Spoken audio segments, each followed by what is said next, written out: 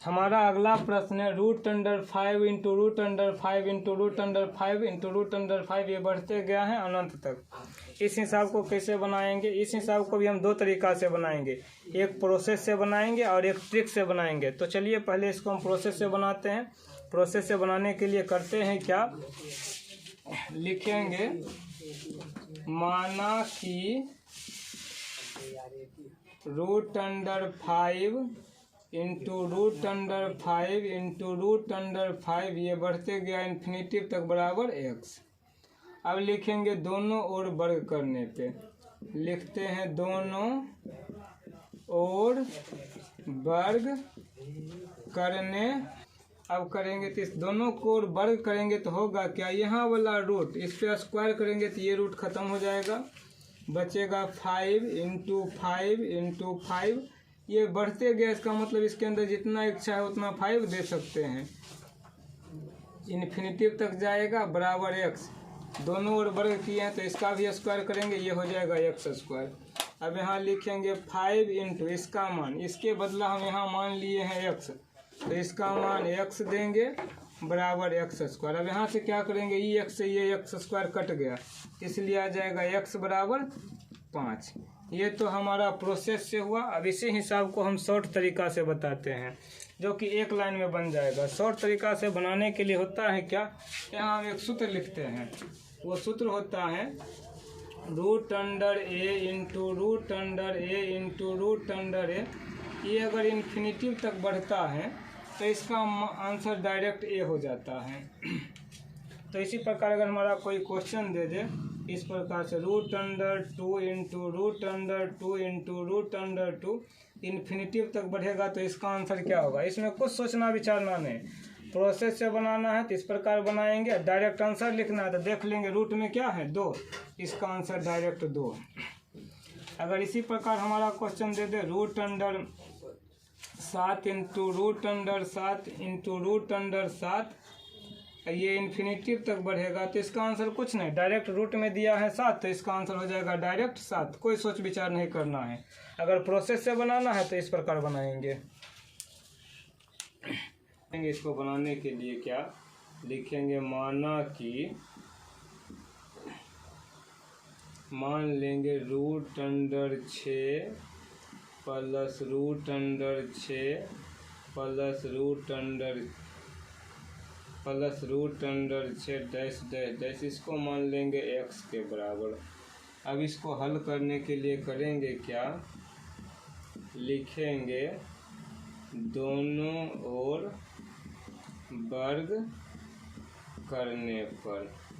दोनों ओर वर्ग करने का मतलब हुआ इसका वर्ग करेंगे तो ये रूट में है, जब इसका वर्ग करेंगे तो ये रूट हट जाएगा, बचेगा यहाँ 6 plus √6 plus √6 plus dash dash dash बराबर यहाँ इसका वर्ग किए हैं, ये हो जाएगा x का स्क्वायर। अब करेंगे क्या, यहाँ 6 का 6 लिखेंगे, इसका मान ये पूरे का मान x दिया है, जो यहाँ है वही यहाँ है। ये वाला इतना का मान x है तो हम इसका मान दे देंगे x बराबर x²। अब करेंगे क्या, इस दोनों को उठाकर उस ओर ले जाएंगे। यहाँ x² है तो x² को x² पहले लिख लेते हैं, इस x के आगे प्लस है, बराबर की वो साइड ले जाएंगे तो होगा -x। ये है +6, उठा के दूसरी ओर ले जाएंगे तो होगा -6। अब इसका गुणनखंड करेंगे, दो ऐसा संख्या खोजेंगे जिसको गुना करें तो आ जाए 6 और दोनों को आपस में जोड़ें या घटाएं तो आ जाए 1। चलिए इसके लिए गुणनखंड करते हैं तो हमारा संख्या आता है 3 गुने 2, 3 गुना हमारा संख्या आ जाता है 3 गुने 2, 3 गुने 2 3 दूना 6, 3 में 2 गया तो 1। इसका गुणनखंड करेंगे, x² के x² लिखेंगे, -3x लिखेंगे, यहाँ लिखेंगे +2x। -3 में से +2 गया तो -x बचेगा, तो -3 गुना 2 3 दूना 6 होगा, -6 बराबर 0। ये दोनों में x मिलता है तो x कॉमन ले लेंगे, x कॉमन ले लेंगे तो हो जाएगा x -3। ये दोनों किस पहाड़ा आएगा, ये दोनों 2 के पहाड़ा में आता, 2 के पहाड़ा में आता, 2 कॉमन ले लेते हैं, यहाँ से 2 कॉमन ले लिए तो बच गया x। यहाँ 2 6 हैं, तो 2 को कितना बार पढ़ेंगे तो 6, 2 2 का 2, 2 2 4, 2 3 6, 3 बार में। इस प्रकार इस दोनों के बदला हम एक। चलिए हमारा यहाँ बोर्ड भर गया, अब इसको यहाँ बनाते हैं x।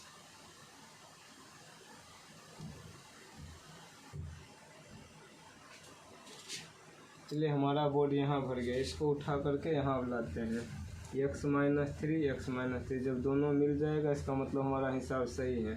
x - 3 x - 3 है, तो यहाँ लिखेंगे x - 3 1 दे देंगे, ये वाला x ये वाला 2 लिख देंगे, x + 2 बराबर 0।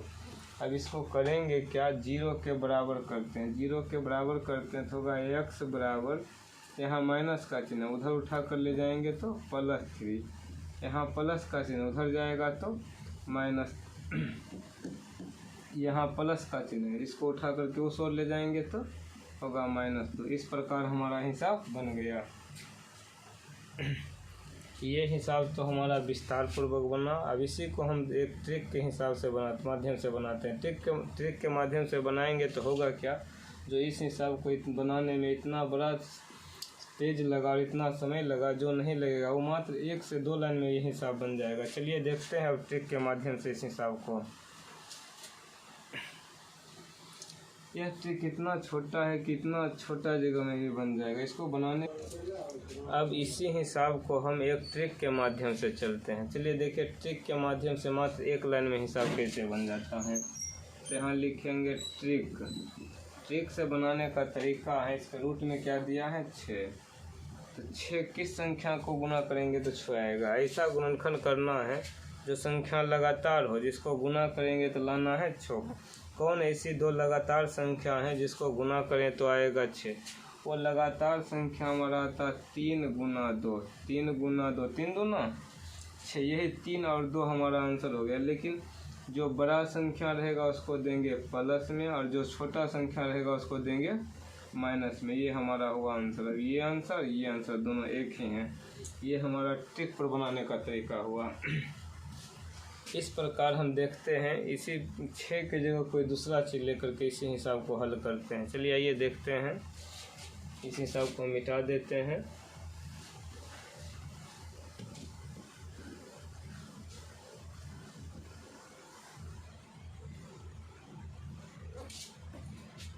अब 1-2 एग्जाम्पल जो लेंगे वो हम ट्रिक के माध्यम से हल करेंगे, मात्र 1 लाइन में आंसर निकाल लेंगे। चलिए देखते हैं, यहाँ से लिखते हैं, एक हिसाब ले लेते हैं √2 + √2 + √2 ... इसको बनाने के लिए करेंगे क्या, यहाँ 2 हैं तो 2 है, दो किसका गुणनखंड होता है। 2 को हम लिख सकते हैं 2 × 1, यानी इसका आंसर हो जाएगा +2 - 1। ये हो गया आंसर।